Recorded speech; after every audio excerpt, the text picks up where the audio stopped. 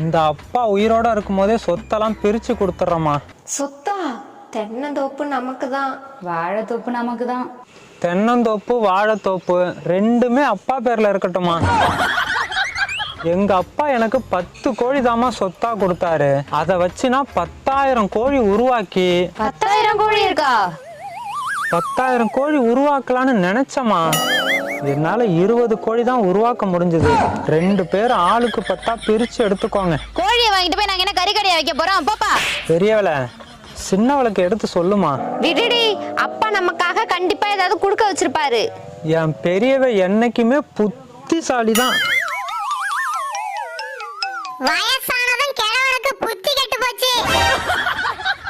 கும்பகோணம் போற வழியில ஒரு 10 ஏக்கர் தேக்கந்தோப்பு இருக்குமா. 10 ஏக்கரா? ஆமாமா, அங்க ஒரு அம்மா இருக்கும். வேலைக்காரியா? வேலைக்காரி இல்லம்மா,